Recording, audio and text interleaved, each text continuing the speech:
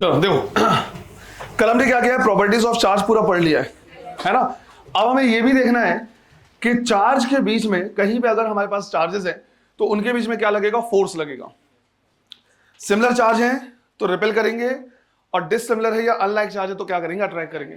पर कितना फोर्स लगाएगा या कितना फोर्स लगेगा ये दिया सबसे पहले किसने, कूलम्ब्स। तो हमें क्या करना है ये देखना है,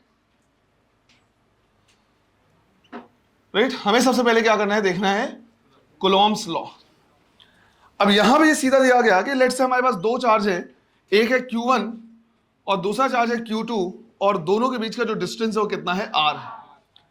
तो दोनों एक दूसरे पे क्या करेंगे, फोर्स लगाएंगे, और इक्वल एंड अपोजिट फोर्स होगा। या तो दोनों एक दूसरे को अट्रैक्ट करेंगे या दोनों एक दूसरे को क्या करेंगे, रिपेल करेंगे।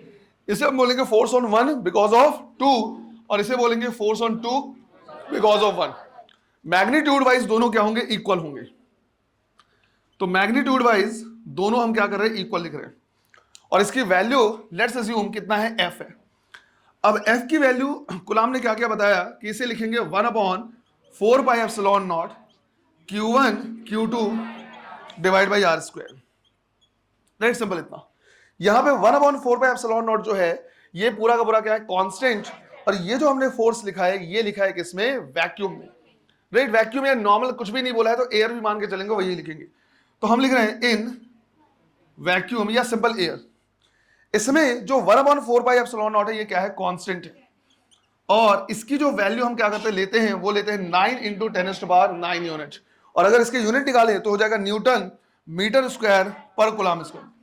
तो न्यूटन मीटर स्क्वायर पर कूलम्ब स्क्वायर, जिसमें हमारे पास क्या है, एप्सिलॉन नॉट आ रहा है। तो जो एप्सिलॉन नॉट है इसको बोला जाता है क्या, permittivity of free space. Right, permittivity of free space, नाम से समझ में आ रहा है, परमिटिविटी लिखा हुआ है। इसका मतलब है वो इलेक्ट्रिक फील्ड को कितना परमिट कर रहा है कि उसके थ्रू क्या करे, जाए। तो इलेक्ट्रिक फील्ड के परमिशन को ही क्या बोल रहे हैं, परमिटिविटी ऑफ फ्री स्पेस। कितना परमिट कर रहा है इलेक्ट्रिक फील्ड को ट्रैवल करने के लिए। और अगर ये भी कांस्टेंट है, इसकी खुद की वैल्यू निकालें तो सिंस हमें पता है कि 1/4 पाई एप्सिलॉन नॉट 9 × 10⁻⁹ के बराबर है, तो एप्सिलॉन नॉट को इधर ले जाएंगे, 9 को इधर ले जाएंगे, 4 पाई की वैल्यू रखेंगे। सॉल्व करने पे ये आता है कितना, 8.85 × 10⁻⁻12 यूनिट। इसका जस्ट उल्टा हो जाएगा, मतलब कूलम्ब स्क्वायर पर न्यूटन मीटर स्क्वायर। ये हमने क्या किया, निकाला वैक्यूम में या नॉर्मल एयर में। अगर दोनों चार्ज को हम क्या करें, किसी ऐसे जगह पे रखें, अरे किसी ऐसे जगह पे रखें जहां पे कोई दूसरा मीडियम है, तो दूसरे मीडियम जब हम क्या करेंगे, रखेंगे, तो वहां पे लगने वाला फोर्स जो हो जाएगा वो थोड़ा सा डिक्रीज हो जाएगा। तो मीडियम में अगर हम क्या करेंगे, फोर्स निकालेंगे, तो हम लिखेंगे 1/4 पाई एप्सिलॉन। राइट, सीधा लिखेंगे एप्सिलॉन। फिर यहां पे लिखेंगे Q1 Q2 by R square, Q1 Q2 divide by R square. जहां पे जो एप्सिलॉन है अब ये हो जाएगा permittivity of medium. Right, permittivity of medium, जो मीडियम है वो कितना परमिट कर रहा है इलेक्ट्रिक फील्ड को वहां से ट्रैवल करने के लिए। और एप्सिलॉन को फर्दर लिखा जा सकता है epsilon naught into epsilon r, जहां पे एप्सिलॉन आर कहलाता है क्या, रिलेटिव परमिटिविटी। इसी का दूसरा नाम होता है डाइलेक्ट्रिक कांस्टेंट, है ना। इसी को जो रिलेटिव परमिटिविटी है इसी का दूसरा नाम क्या हो जाएगा, डाई इलेक्ट्रिक कांस्टेंट, जो जनरली हम क्या करते हैं, यूज करते हैं। ये के अलग है और ये ओवरऑल जो कांस्टेंट है वो अलग है। क्लियर ये, तो कुछ भी नहीं, हमारे पास एक सिंपल सा फॉर्मूला है। अच्छा, जब इसको मीडियम में इंसर्ट करेंगे तो एप्सिलॉन आर की जो वैल्यू होती है रिलेटिव परमिटिविटी, वो 1 से ज्यादा होता है। मतलब जो एप्सिलॉन है वो एप्सिलॉन नॉट से हमेशा क्या होगा, ज्यादा होगा। अगर ये वैल्यू ज्यादा है तो फोर्स क्या हो जाएगा, कम हो जाएगा। तो अगर किसी चार्ज को हम फ्री स्पेस से हटा के, वैक्यूम से हटा के क्या कर दें, किसी मीडियम में रख दें, तो वहां पे जो ओवरऑल उनके बीच में लगने वाला फोर्स है वो कम हो जाएगा। राइट, तो फोर्स क्या हो जाएगा, डिक्रीज हो जाएगा। क्लियर है ये। अब हमें क्या करना है, देखना है कि यार फोर्स तो चलो ठीक है, फोर्स का एक सिंपल सा फॉर्मूला आ गया, पर इसमें कितने वैरायटीज के क्वेश्चन क्या हो सकते हैं, बन सकते हैं। हम नंबर ऑफ क्वेश्चंस आज नहीं देखने वाले हैं, हम देखने वाले हैं वैरायटीज ऑफ क्वेश्चन, कितने वैरायटी के क्वेश्चन यहां पे बनेंगे। क्लियर है ये, चलो लिख लो इसको। देखो, तो हमें यहां पे क्या करना है, अलग अलग वैरायटीज के क्वेश्चन देखने हैं। सबसे पहले हम देख रहे हैं क्वांटाइजेशन ऑफ चार्ज पे। राइट, तो पहला केस है क्वेश्चन बेस्ड ऑन, लिखते जाना बेटा इसको, question based on quantization of charge. Right, और सीधे क्वेश्चन लिखना है। राइट, क्वेश्चन लिखना है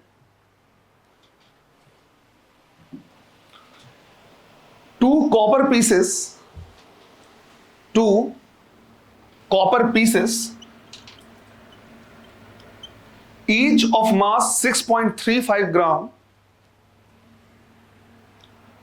each of mass 6.35 gram, are placed at a separation of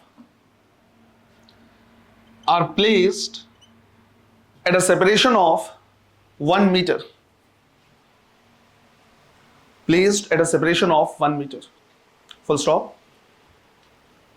If one electron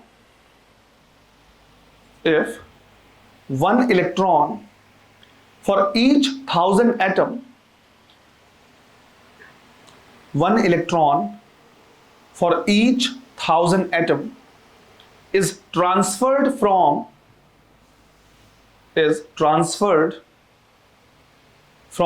one piece to another,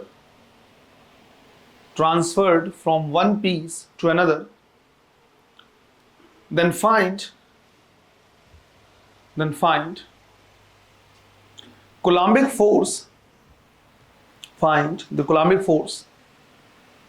between these two pieces. Find the Coulombic force between these two pieces.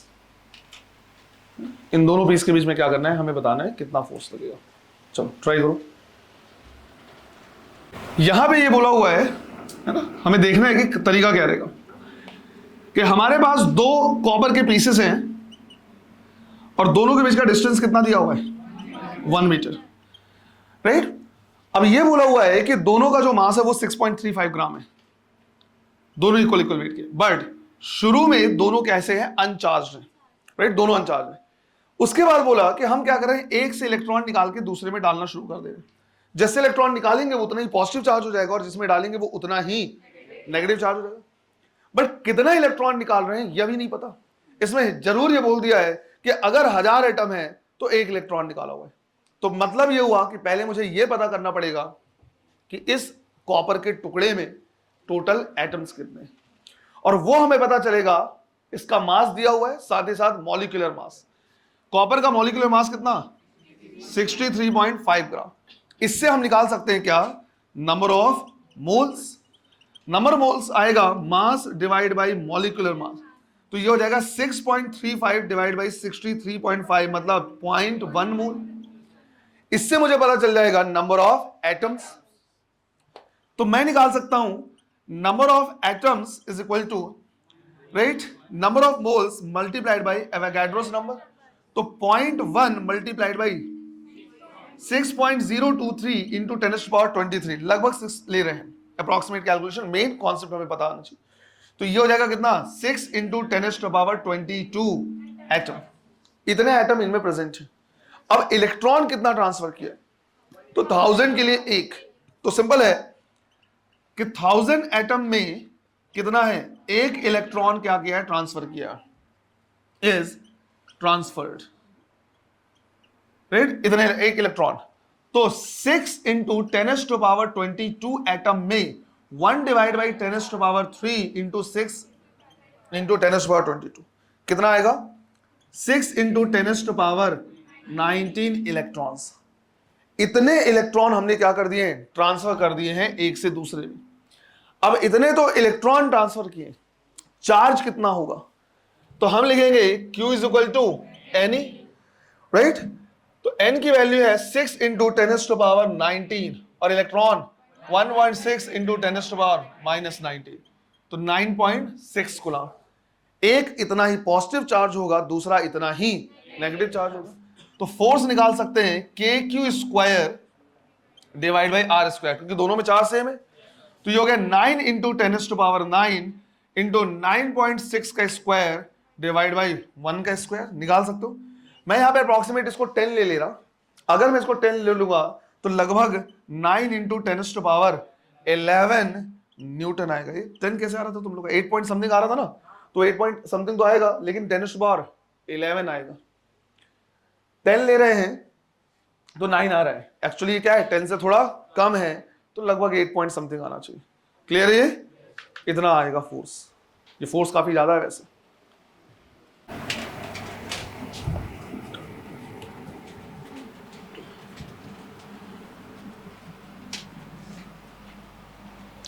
ठीक, second case है question based on maxima and minima.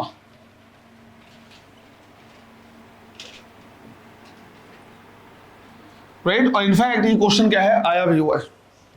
Question लिखना है, in what ratio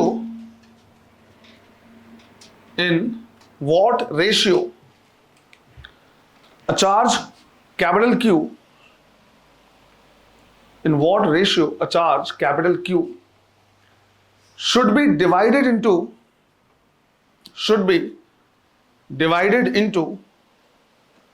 two pieces so that Coulombic force between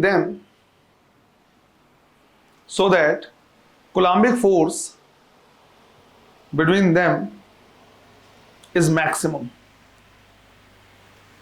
Coulombic force between them is maximum. इसको किस ratio में दो part में क्या करें, डिवाइड करें कि इनके बीच में लगने वाला जो फोर्स है वो क्या हो, मैक्सिमम।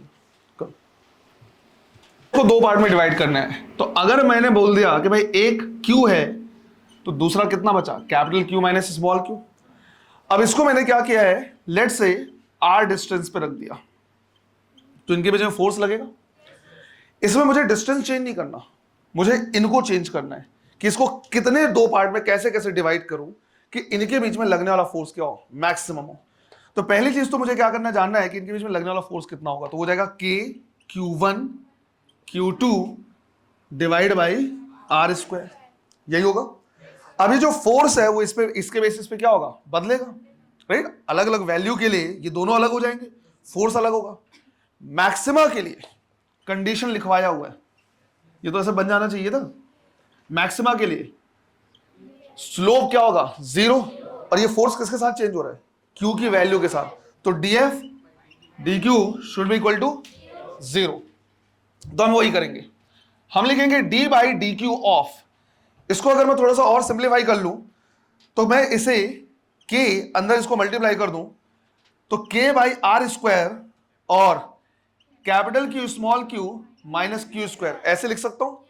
तो मैंने इसको इसी तरह से लिखा, k divide by r square capital Q small q minus Q square, right, should be equal to 0। ये कांस्टेंट टर्म है, बाहर आएगा दूसरे साइड जाएगा, कितना हो जाएगा, 0। तो हमें अब क्या करना है, d by d q of Q small q minus d by d q of Q square should be equal to, capital Q बाहर आएगा, कांस्टेंट टर्म है, dq बाई डी क्यू कितना 1, तो क्या बच गया, कैपिटल Q। यहां पे Q स्क्वायर का डिफरेंशिएशन 2Q, तो minus 2Q should be equal to 0। तो Q की वैल्यू कितनी आएगी, Q बाई 2। तो अगर ये Q बाई 2 है तो कैपिटल Q माइनस Q ये भी कितना हो जाएगा, Q बाई 2। और अगर मैं इसका रेशियो लूं, क्योंकि इसका रेशियो पूछा है, तो आंसर कितना आएगा, 1:1। जिनको नहीं समझ में आया तुम सिंपल ऐसे सोचो, क्वेश्चन ऐसे पूछा हुआ है कि 10 माइक्रो कूलम को मैं दो पार्ट में कैसे डिवाइड करूं कि उनके बीच में लगने वाला फोर्स क्या हो, मैक्सिमम हो।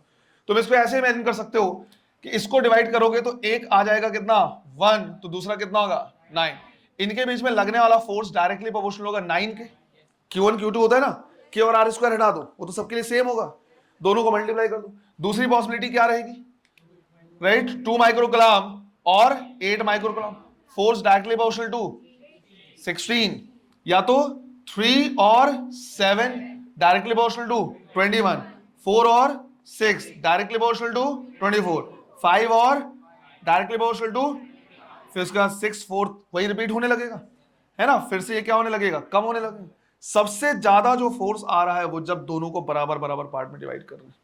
समझ में आया ये, ऐसा। चलो लिखो,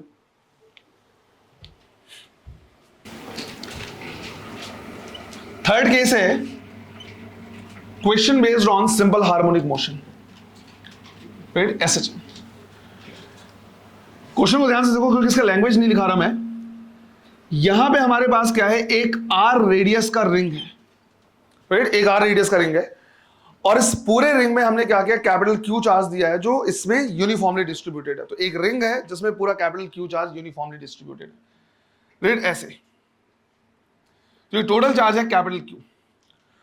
अब यहां से, और ये पॉजिटिव चार्ज है, इसका जो सेंटर है उसके एक्सिस में यहां पे एक माइनस क्यू चार्ज है और इसका मास है स्मॉल एम, उसको एक्सिस में हमने क्या किया, रखा है ऐसे।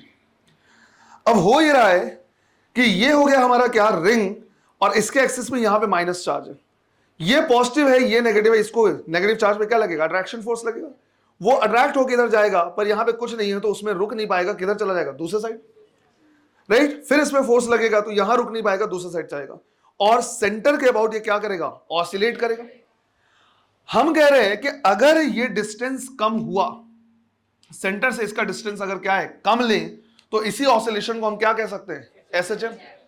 तो वो एसएचएम करेगा तो हमें उसका क्या करना है, टाइम पीरियड निकालना है, राइट, उसका टाइम पीरियड निकालना है। चलो करो बस, राइट। अलग अलग पार्ट्स अलग अलग टाइप पे एग्जाम में पूछा हुआ है। अब इसको समझ लो, पहले मुझे जानना है कि इसमें फोर्स कितना लगेगा। तो पहली चीज, ये पूरा का पूरा रिंग इसमें फोर्स लगाएगा, बट इस फोर्स को तुम डायरेक्ट के capital q small Q by x square नहीं लिख सकते, राइट, ऐसा नहीं लिख सकते। सबसे पहले हमें क्या करना पड़ेगा, इसको छोटे छोटे पार्ट्स में डिवाइड करना पड़ेगा। तो इसको हमने क्या कर लिया, एक छोटा सा पार्ट यहां पे ले लिया और हमने बोला कि इतने पार्ट का जो चार्ज है वो कितना है, डी क्यू। तो ये वाला पार्ट अब पॉइंट चार्ज हो गया, तो इसको क्या करेगा, अट्रैक्ट करेगा।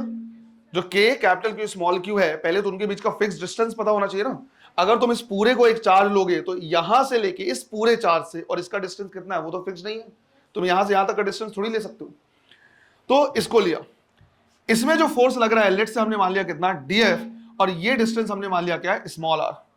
अब अगर ये अट्रैक्ट कर रहा है तो बिल्कुल इतना ही पार्ट हमने इधर भी ले लिया, डी क्यू। अगर ये डी क्यू है तो ये भी इस पे फोर्स लगाएगा इधर पे कितना, डीएफ, और ये डिस्टेंस भी कितना होगा, आर। लेट्स अज्यूम कि ये एंगल कितना है, थीटा, तो ये एंगल भी कितना हो जाएगा, थीटा। अब इस डीएफ को मैं क्या कर रहा, कंपोनेंट में रिजॉल्व कर रहा। जब मैं इस डीएफ को कंपोनेंट में रिजॉल्व करूंगा तो इधर पे आएगा क्या, डीएफ कॉस थीटा, और इधर पे डीएफ साइन थीटा। इसको भी अगर मैं इधर रिजॉल्व करूं तो ये 2 times of DF cos theta हो जाएगा, राइट। और इधर पे क्या आएगा, डीएफ साइन थीटा, सॉरी इधर पे क्या आएगा, डीएफ साइन थीटा। अब ये डीएफ साइन थीटा और ये डीएफ साइन थीटा क्या होगा, कैंसिल। और यहां पे मैं इसे 2 को क्या कर रहा, हटा रहा, मैं सिर्फ लिख रहा डीएफ कॉस थीटा। रीजन समझो, जरूर ऐसा लग रहा है कि सर इसका डीएफ कॉस थीटा और इसका डीएफ कॉस थीटा कितना हो जाना चाहिए, 2 डीएफ कॉस थीटा, बट इसमें सिर्फ 2 इधर पे फोर्स नहीं लग रहे, इस पे बहुत सारे फोर्स हैं जो टुवर्ड्स द सेंटर लग रहे हैं। क्योंकि जिस तरह से हमने यहां पे एक डीक्यू लिया, यहां पे डीक्यू लिया, तो एक मैं यहां पे ले सकता हूं, एक यहां ले सकता हूं, एक यहां ले सकता हूं, एक यहां ले सकता हूं, एक यहां, इस तरह से बहुत सारे छोटे छोटे डीक्यू ले सकते हैं। तो बहुत सारे डीएफ कॉस थीटा होंगे, तो हम उनको ऐड नहीं करेंगे बल्कि क्या करेंगे, इंटीग्रेट।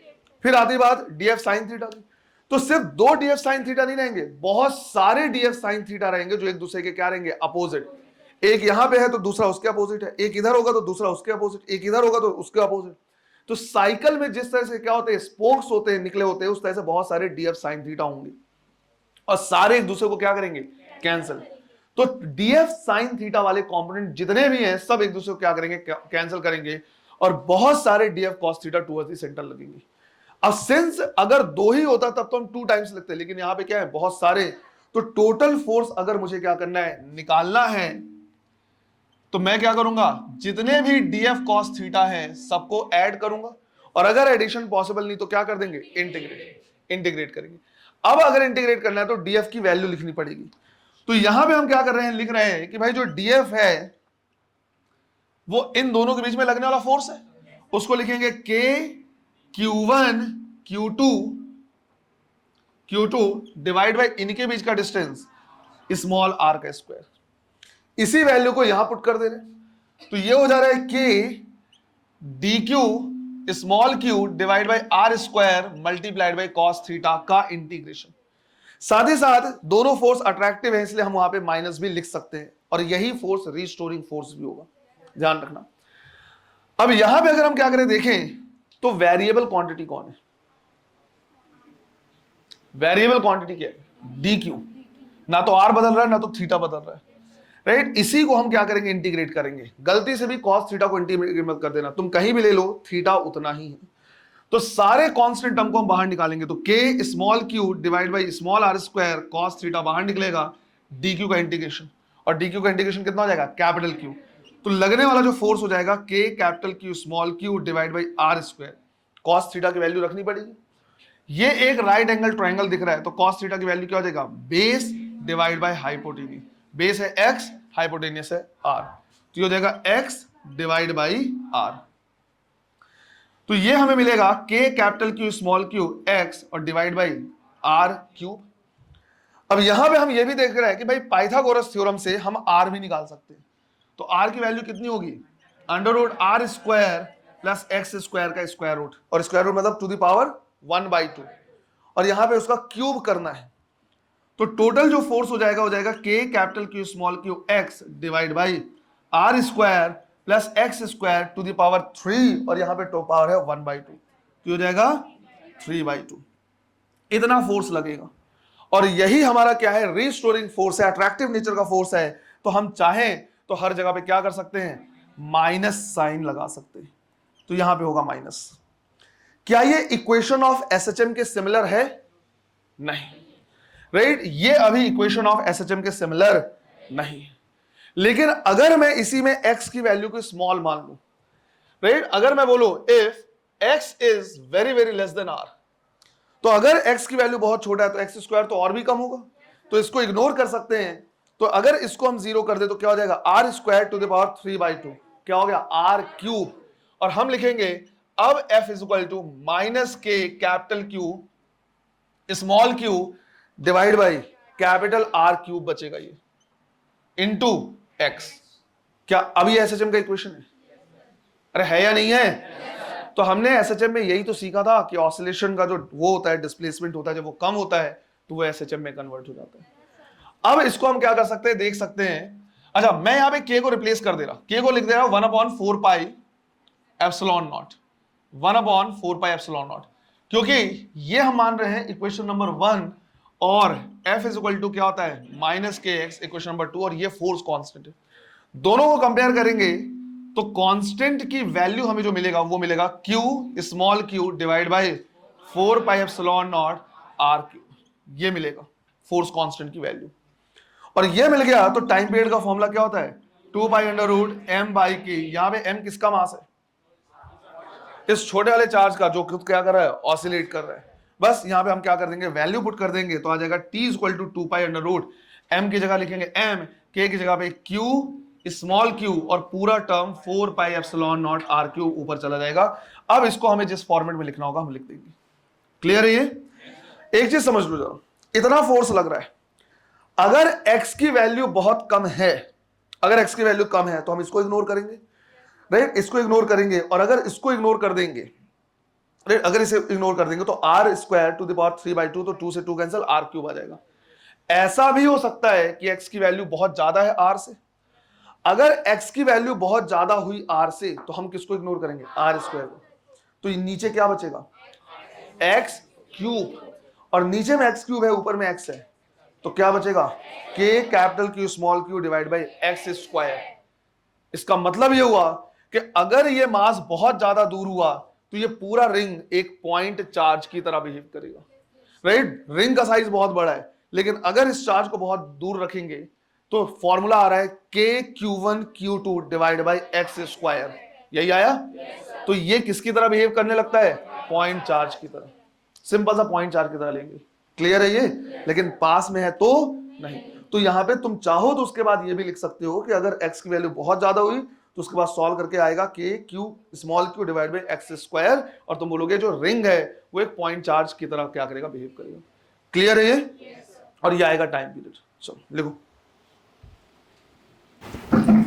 है ना, उसमें वो वाला पॉइंट भी लिख लेना था तुमको, है ना, कि x क्या है, अगर बहुत ज्यादा है तो जो रिंग है वो किसकी तरह बिहेव करेगा, पॉइंट चार्ज की तरह, और दोनों के बीच का डिस्टेंस फिर ले सकते हैं। तब ऐसे जब नहीं करेगा यार, वो तो मैंने बोला हाँ नहीं, तो टाइम पीरियड नहीं, मैंने सिर्फ बोला है कि उसमें वेराइटीज ऑफ क्वेश्चन उसमें भी बना सकता है ना, है ना। वो ऐसे जब नहीं करेगा वो अलग बात है, तो उसमें ये पूछ सकता है कि वो कैसे बिहेव करेगा, फोर्स कितना लगेगा वैसा।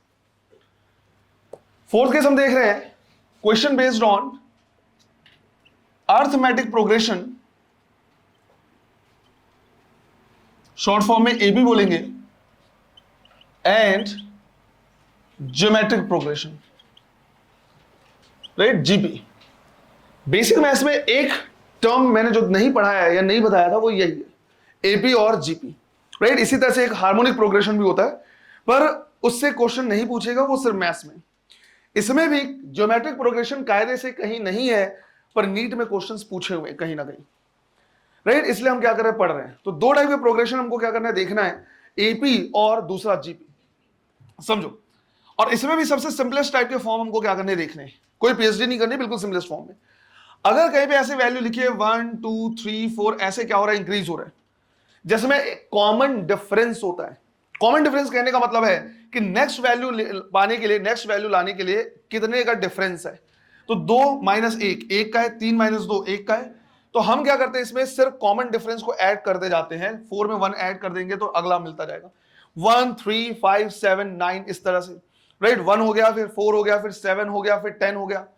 तो ये सारे क्या कहलाएंगे, अरिथमेटिक प्रोग्रेशन, जिसमें फर्स्ट टर्म के बाद एक कॉमन डिफरेंस होता है। अल्टरनेटिंग जितने भी वैल्यू, सॉरी अल्टरनेटिंग नहीं, जितने भी हमारे पास कंसेक्यूटिव वैल्यूज है उनमें जो डिफरेंस होगा हमेशा क्या होगा, कॉमन होगा। अब इसमें भी हमें क्या करना है, सिंपल सा 1 2 3 4 5 इस तरह से करके, मान लो ये कहां तक गया, n तक। और अगर हमें क्या करना है, उसका सम निकालना है, तो सम ऑफ n वैल्यू जो हो जाएगा वो सबसे सिंपलेस्ट फॉर्म होगा n into n plus 1 divide by 2। तुमको पता है इसका जो डिस्कवरी है वो एक छोटे से बच्चे ने, स्कूल के स्टूडेंट ने किया हुआ है। ये जो डिस्कवरी है n into n plus 1 divide by 2, school के एक छोटे से बच्चे ने। तुमने एनसीईआरटी बुक पढ़ा है कभी भी बचपन में, उसमें ये दिया हुआ है मैथ्स में, मुझे याद नहीं एग्जैक्टली 8th में है, 9th में या 10th में है, जब भी एपी पहली बार आया उसमें ये एग्जाम्पल दिया हुआ था, राइट। अगर मैं करेक्ट याद कर पा रहा हूं तो कुछ स्टोरी इस तरह से है कि एक टीचर था जो थोड़ा उसको नींद आ रही थी या जो भी था, तो उसने वो क्लास में आया और बच्चे लोग को बोला कि तुम्हारा काम है कि 1 प्लस 2 प्लस 3 इसको क्या करना है, टोटल 100 तक ऐड करके बताना है। 100 तक ऐड करके बताना। उसको लगा कि बढ़िया आराम से बच्चे लोग करते रहेंगे 1 प्लस 2, फिर उसको ऐड करते रहेंगे तो लगेगा आधे एक घंटे, तब तक सो सकता हूं। तो बढ़िया आराम से क्वेश्चन दे के टेबल लगाया और टेबल लगा के सो रहे। 2 या 3 मिनट के बाद एक बच्चे ने तुरंत आंसर दे दिया, और बिल्कुल उसमें शॉक में, इतनी जल्दी कैसे सॉल्व कर लिया।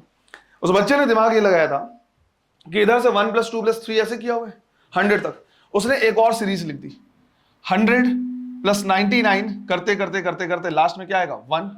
अब तुम इनको जोड़ के इसके साथ जोड़ो, चाहे इनको जोड़ के ऐसे जोड़ो, कोई फर्क नहीं पड़ता।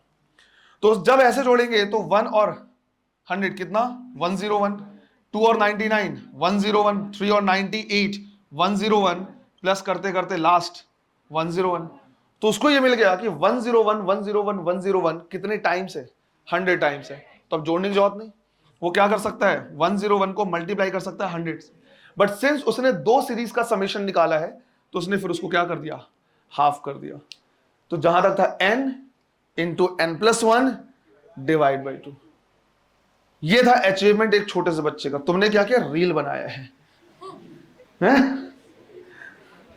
रील, कच्चा बादाम बड़का बादाम गाया है, पतली कमरिया हाय हाय किया है।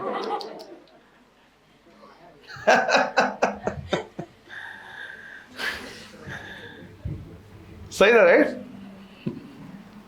ऐसे तो सिंपल ये याद रखना है, इसमें ज्योमेट्रिक प्रोग्रेशन में इनफाइनाइट सीरीज का ही सम लिखना है हमको। यहां पे आता है, जैसे मान लो आया 1/1, फिर लेट से आया 1/2, फिर 1/4, 1/8, 1/16, इस तरह का। तो इस तरह का अगर कोई सीरीज है तो इसको बोलते हैं क्या, ज्योमेट्रिक प्रोग्रेशन। और इसमें होता है कॉमन रेशियो। कॉमन रेशियो कहने का मतलब है पहले का दूसरे के साथ रेशियो लो या दूसरे का तीसरे के साथ, ऐसे रेशियो हमेशा क्या आएगा, सेम आएगा। और फिलहाल इसमें अगर हम क्या करें, देखें जिस तरह से कॉमन डिफरेंस आता है, इसमें आता है क्या, कॉमन रेशियो, और वो आ रहा है 1:2। अगर मैं इसमें 1/2 से मल्टीप्लाई करूंगा ये आ जाएगा, इसमें 1/2 से मल्टीप्लाई करूंगा ये आ जाएगा, इसमें 1/2 से मल्टीप्लाई करूंगा ये आ जाएगा, राइट। ऐसे आता जाएगा। अगर मान लो कहीं पे सीरीज दिया मैंने 1/1, 1/4, 1/16, 1/64, तो कॉमन रेशियो हो गया 1/4 का। 1/4 से मल्टीप्लाई करते जाएंगे, नेक्स्ट टर्म आता रहेगा। और लेट्स से ये गया है इनफाइनाइट तक, इसमें अलग अलग होते हैं, हमको सिर्फ और सिर्फ एक याद रखना है, इनफाइनाइट। तो सम ऑफ इनफाइनाइट सीरीज जो होता है उसका फॉर्मूला होता है a divide by 1 minus r। जहां पे जो a है ये है क्या, फर्स्ट टर्म, और जो r है ये है क्या, कॉमन रेशियो। बस इतना ही तुमको क्या करना है, ध्यान रखना है। कैपेसिटर में, इलेक्ट्रिक फील्ड में, एज वेल एज यहां पे कोलम्बिक फोर्स में क्वेश्चन इसके बनते हैं, कैपेसिटर वगैरह में पूछा हुआ है, राइट, क्वेश्चन आए हुए हैं, तो ये ध्यान रखना है। अब यहां पे दो क्वेश्चन हम करने वाले हैं, एक क्वेश्चन करेंगे किस पे बेस, एपी पे, और दूसरा करेंगे जीपी पे। क्वेश्चन समझा दे रहा, लैंग्वेज नहीं लिखा रहा मैं। लेट से बोला हुआ है कि ये हमारा क्या है, एक्स एक्सिस है, और ये हमारा क्या है, वाई एक्सिस। अब ऑरिजिन पे 1 कूलम चार्ज रखा हुआ है, राइट, ऑरिजिन पे 1 कूलम चार्ज रखा हुआ है, और एक्स एक्सिस में ये हो गया 0, ये हो गया 10 सेंटीमीटर, 20 सेंटीमीटर, करते करते 100 सेंटीमीटर, तो डिस्टेंस है 100 सेंटीमीटर। इसका मतलब है बीच में 20, 30, 40 सब आ रहे। क्लियर ये है ना? इसका मतलब ये हुआ कि यहां पे बाकी सारे 30, 40 सब आ रहे, तो 0 से 100 तक। 0 पे क्या रखा हुआ है, 1 कूलम। जो 10 सेंटीमीटर है वहां पे चार्ज रखा हुआ है 1 इंटू, या सिंपल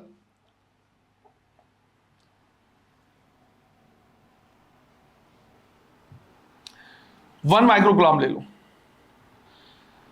राइट। यहां पे रखा हुआ है 8 माइक्रो कूलम, 30 पे रखा हुआ है 27 माइक्रो कूलम। यहां पे 30 सेंटीमीटर भी लेके मैं लिख दे रहा, ये लिखा हुआ है कितना, 27 माइक्रो कूलम, और यहां पे रखा हुआ है 1000 माइक्रो कूलम। तो ये सीक्वेंस समझ में आ रहा है, 1 का क्यूब, 2 का क्यूब, यहां पे 3 का क्यूब, और यहां पे 10 का क्यूब, इस तरह से 10 चार्ज रखे हुए। तो टोटल 10 चार्ज रखे हुए हैं, 10 पे, 20 पे, 30 सेंटीमीटर पे, ऐसे करते करते कहां तक, 100 सेंटीमीटर तक, राइट। ये हो गया 30 सेंटीमीटर। तुम्हें बताना है 1 कूलम पे लगने वाला जो नेट फोर्स है वो कितना है। तो 1 कूलम पे लगने वाला नेट फोर्स कितना है वो तुमको क्या करना है, फाइंड आउट करना है। क्लियर है ये? चलो इसको लिख लो, और इधर बोलती बंद होगी बिल्कुल, करो करो। कि टोटल 10 चार्जेस है हमारे पास, सबसे लगने वाला फोर्स हम क्या करेंगे, निकालेंगे, पर ऐसा नहीं है। यहां पे अगर हम इसमें क्या करें, फोर्स निकालें, तो नेट फोर्स हो जाएगा इन सब की वजह से लगने वाला फोर्स, राइट, जितने भी 10 फोर्स है। और इसको हम लिखेंगे, right, F1 plus F2 plus F3, और लास्ट में कितना, F10। अब हर जगह पे हम लिखेंगे K कैपिटल Q, तो K और कैपिटल Q कितना है, 1, ये हर जगह से कॉमन आएगा, राइट। हर जगह से हम क्या कर रहे हैं, कॉमन निकाल रहे हैं इसको, तो बचेगा हर जगह पे स्मॉल q। यहां पे क्या बचा, 1 into 10⁻⁻6 divide by r square, distance कितना, 10 सेंटीमीटर। 10 सेंटीमीटर का स्क्वायर करेंगे तो मीटर में कन्वर्ट करेंगे, तो 10 सेंटीमीटर का हम क्या कर रहे हैं, स्क्वायर कर रहे हैं, तो इसको लिखेंगे 10 इंटू 10⁻⁻2 का स्क्वायर, राइट। तो ये हो जाएगा हमारे पास 100 इंटू 10⁻⁻4, या 10⁻⁻2 लिख सकते हैं। अरे ये लिखेंगे ऐसे, तो यहां पे आएगा 10⁻⁻2, मैं 10 सेंटीमीटर का स्क्वायर लिख दे रहा। दूसरे में मैं लिखूंगा क्या, 8 इंटू 10⁻⁻6 डिवाइड बाई 20 सेंटीमीटर का स्क्वायर। 20 सेंटीमीटर का स्क्वायर करेंगे तो यहां पे 400 हो जाएगा। 400 मतलब 4 इंटू 10⁻⁻2 है ना, स्क्वायर तो कर सकते हो, तो 4 इंटू 10⁻⁻2। थर्ड वाला कितना हो जाएगा, 27 इंटू 10⁻, और नीचे में क्या आएगा, 9 इंटू 10⁻⁻2। करते करते करते करते लास्ट वाला 1000 इंटू 10⁻⁻6, और नीचे में कितना आ जाएगा, 100 इंटू 10⁻⁻2। यहां से k की वैल्यू कितनी है, 9 इंटू 10⁻9, कैपिटल Q कितना, 1, हर जगह से 10⁻6 भी तो आ जाएगा, और नीचे से हर जगह से 10⁻2 आ जाएगा। तो यहां पे क्या बचेगा, देखो क्या बचा, 1, 8/4 क्या बचा, 2, 27/9 3, करते करते लास्ट वाला 1000/100 कितना बच गया, 10। तो कैलकुलेशन इतना भी ज्यादा नहीं है। तो ये पार्ट अलग हो गया। अब करना क्या है, 1 से लेके 10 तक को ऐड करना है। तो 1 से लेके 10 तक का जो समेशन होगा क्या हो जाएगा, 10 इंटू 11 डिवाइड बाई 2, कर लो उसको, राइट। तो इतने को क्या करना है, तुमको सम करना है। तो इसका जो सम हो जाएगा, sum of 10 terms, 10 into 11 divide by 2 कितना आ जाएगा, 55। तो यहां से हम क्या करेंगे, लिखेंगे कि अगर कैंसिल हो जाएगा, देखो 10⁻2 ऊपर जाएगा तो प्लस हो जाएगा, तो 11 माइनस 6 5 बचा। तो यहां पे बच रहा है हमारे पास 9 इंटू 10⁻5, ये बचा, और इस पूरे का समेशन कितना है, 55। बस 9 इंटू 55 495 इंटू 10⁵ न्यूटन, राइट। फिर उसको 4.95 के टर्म में लिख लो। समझ में आया ये? तो कभी कभी ऐसा लगता है कि बहुत लेंथी हो सकता है, सही तरीके से करोगे 2 से 3 उतना तो आराम से पूछेगा ही पूछेगा। अगर तुम पीवाईक्यू उठा के देखो तो क्वेश्चन अच्छे आए हुए हैं, इसीलिए मैं बोल रहा हूँ कि उसको रखना है हमेशा, साथ में देखते रहना है, क्योंकि आज जिस तरह से बोलती बंद है, आधे ज्यादा लोग सरेंडर करने का आज ही सोच रहे हैं। सर इतना टफ थोड़ी ना होता है, टफ नहीं है, नॉर्मल है, तुम गधे हो। चलो लिखो इसको, क्वेश्चन लिखना है, infinite number of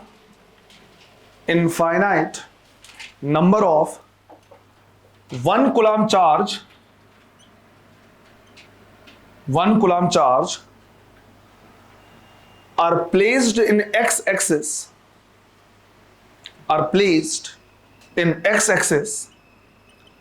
at x is equal to 0, 1 centimeter, 2 centimeter, 4 centimeter, 8 centimeter, ...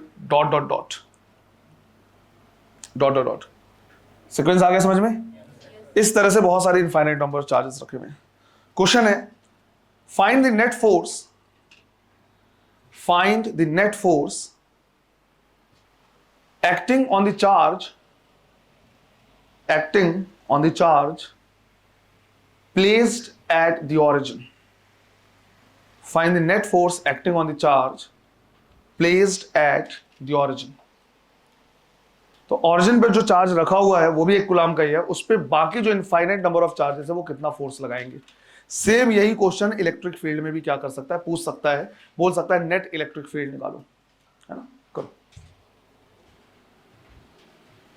और इजी है। यहां पे ऐसे बोला हुआ है,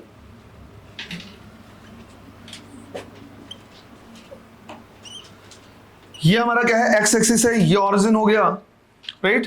कहां पे रखा है, 1 सेंटीमीटर, 2 सेंटीमीटर, 3 सेंटीमीटर, इस तरह से इनफाइनाइट पे, और हर जगह पे कितना चार्ज है, 1 कूलम।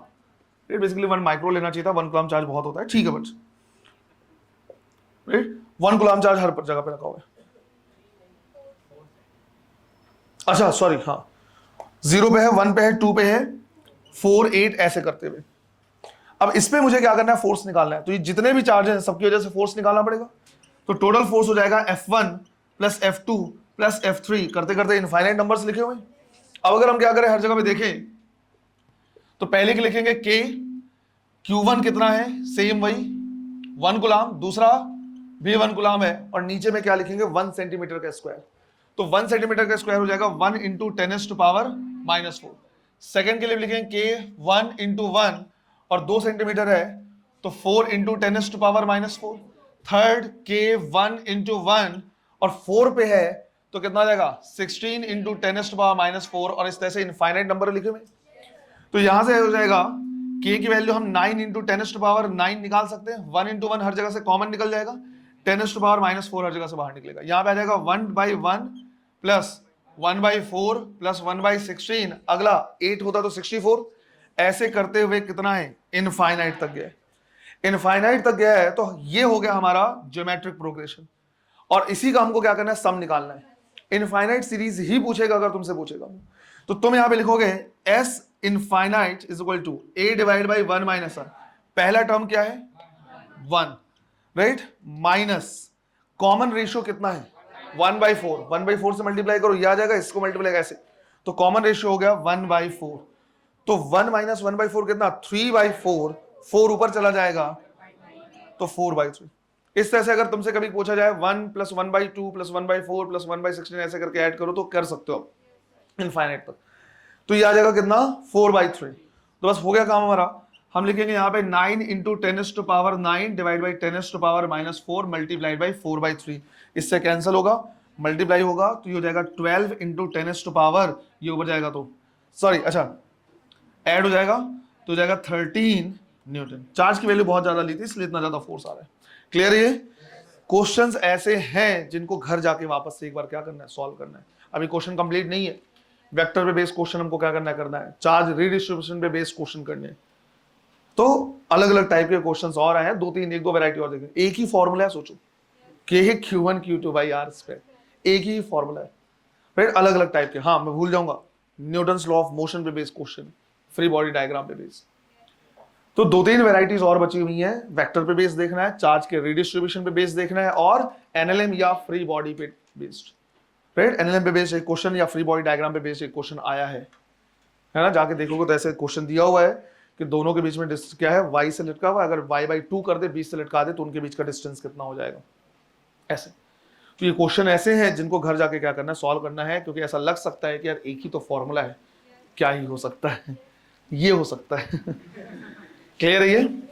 एक सिंस यही है सिंपल कि 12th वाले पार्ट को हम कभी कभी बिल्कुल इजी वाला पार्ट मान लेते हैं, बिल्कुल आसान से मान लेते हैं। रीजन वही होता है माइंड में, क्योंकि बोर्ड नहीं होने की वजह से स्कूल का भी हमारा क्या है, टेंडेंसी है कि 11th पे उतना फोकस नहीं करते। सिलेबस कंप्लीट हुआ तो ठीक है, नहीं हुआ तो ठीक है, और जब टीचर फोकस नहीं करते तो हम भी बिल्कुल हो जाते हैं। हम तो ऐसा है कि सेल्फ रिस्पॉन्सिबिलिटी नाम की चीज होती नहीं हम पे, तो हमको लगता है ठीक है छोड़ो, जब टीचर ही ध्यान नहीं दे रहा तो हम क्या करें। तो 11th पे हम उतना ध्यान नहीं देते। ये मैंने अपने स्कूल में देखा हुआ है, मैं सीधा बोल रहा हूँ, मेरे स्कूल में ऐसी दिक्कत हो जाती है कि 11th पे उतना फोकस नहीं किया जाता, 12th पे फोकस करते, पूरा का पूरा सबके सब 12th पे जोर लगा देते। क्यों? बोर्ड है। बोर्ड में बेटा 80 की जगह अगर 70% भी आ गए तो कोई दिक्कत नहीं है, लेकिन अगर 80 की जगह तुम 90% भी ले आए पर सिलेक्शन नहीं हुआ तो कोई मतलब नहीं। फिर तुम कहा सामने अगर मैं चॉइस रख दूं 99% बोर्ड में और उसके बाद बीएससी या डेंट, 70% बोर्ड में और मेडिकल कॉलेज। मेडिकल कॉलेज कौन पूछता है? किस डॉक्टर से पूछा है तुमने आज तक 12th में कितने परसेंट थे? कभी गए हो, पूछे हो? नहीं। तो गलती वहीं को हो जाती है। अब जब 11th हमने पढ़ा ही नहीं है, 12th ही पढ़ा है, तो पूरे फिजिक्स में हमको लगता है यही है आसान। और सिंस 11th पढ़ाए नहीं है तो वो 12th को कनेक्ट नहीं करते, कनेक्ट नहीं करेंगे, क्योंकि कनेक्ट करेंगे 11th के साथ तो 11th का कॉन्सेप्ट आएगा, और 11th का कॉन्सेप्ट खुद हमने पढ़ाया नहीं कभी, तो वो कनेक्ट नहीं करेंगे। और जब कनेक्ट नहीं करेंगे तो तुमको लगता है नहीं इतना भी नहीं है यार, आसान है, बिल्कुल सिंपल है, पढ़ लेंगे कर लेंगे, पर ऐसा नहीं है बेटा।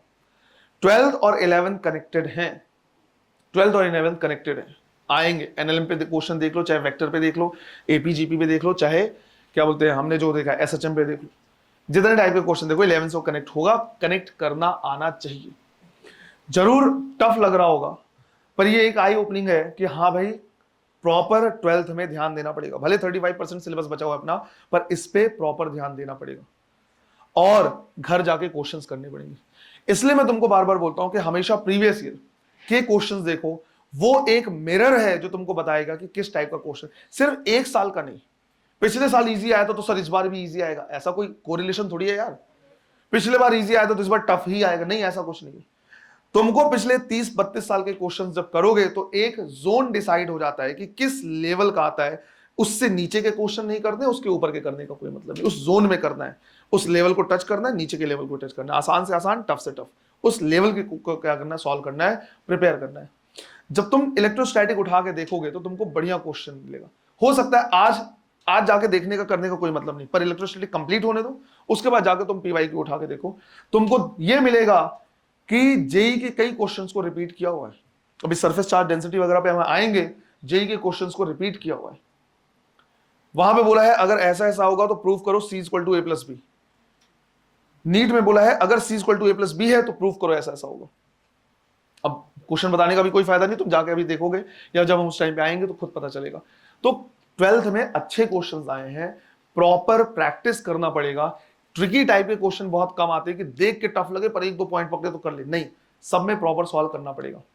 जितने क्वेश्चन आज तुमने किए हैं घर जाके एक बार फिर से सॉल्व करना, और जितने क्वेश्चन हम करते जाएंगे उनको जाके घर में सॉल्व करते जाना है और प्रॉपर प्रैक्टिस करना है। क्लियर है ये? चलो, थैंक यू।